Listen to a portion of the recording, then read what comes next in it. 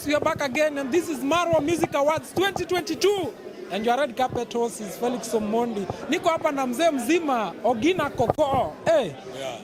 OGINA, umeshinda hiki tulifanya na wewe interview hapa, and you are haukuwa confident ama ukusema unaenda kushinda, ulisema umewachia Mungu na umenyenyekea sana hata ukitoa speech yako after kushinda MC of the year. Okay, wacha tu sema tu kitu gani kabla ni swali hapa. Moko amor gi fans magate, amor gi jopiny, amor go ganda duto ma joluo, to gi Marwa Music Award team. Amor kodu kuom organize gima chalo kama, enda geno ni podo dhi mbele kendo biro miyo wabedo joma lich ahinya. Ng'ato ka ng'ato biro gombo mondo tim gima ber mondo en be chieng' moro bedie e ngai ma wachopene. En mana Nyasaye omiyo wamed kwa lemo seche te, to abe abiro medo manyo weche mabeyo mondo amed moro go jopiny. Koro agone jopiny erokamano ahinya kendo amor gi Marwa Music Award. Yes, winning Marwa Music Award. Yani gini mean ang'o kuomi? What does it mean for you? How is it going to change OGINA KOKO? Ingeni gima timore ka udluo. Gik machalo kamagi miyo keto nying kamoro. Yes. Ng'at moro kata ka ok ong'eya, chieng' moro ka ng'ato dwa luonga function ne moro. To koni wadwaro jaluo mano bedo number 1 e MC of the year. Yes. En ema wadware. Kanyo bedo miya nying.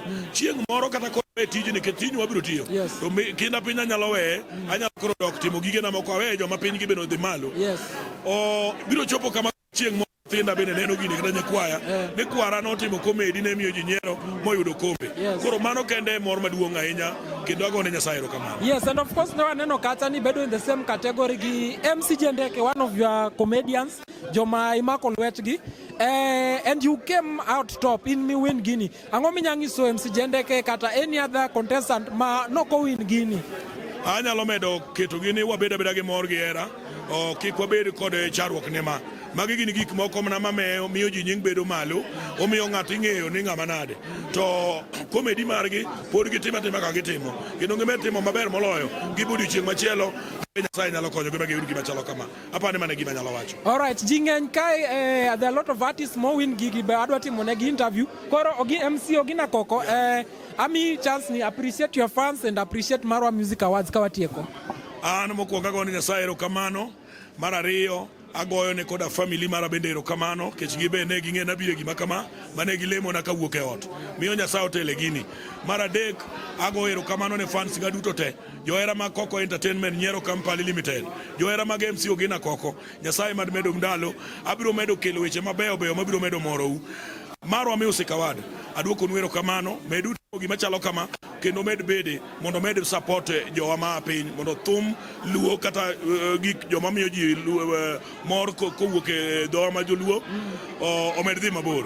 Mano kende gima nyalo wacho. Okay, nono go beni watiko kanyo, lakini Prince Inda be aneno ko shine kanyo, see me one of your comedians jomi mako lwetgi. How do you feel about that?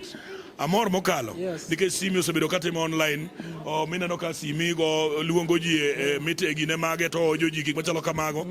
Ka Nyasaye okonye ma simi oyudo gima chalo kamano, abenda amor mokalo. Kendo akoni ni simi omed dhi mbele gi tijeno, omed dhi mbele moloyo kanyo ero. To Prince Inda agone Nyasaye erokamano, kech Prince Inda oyudo kombe mang'eny manyiso no tiyo matek. Koro omed tiyo matek moloyo kanyo, odiochieng' machielo nochako bed maber moloyo. Nyasaye omed fans maginda ngima gimed bede gimed support Inda.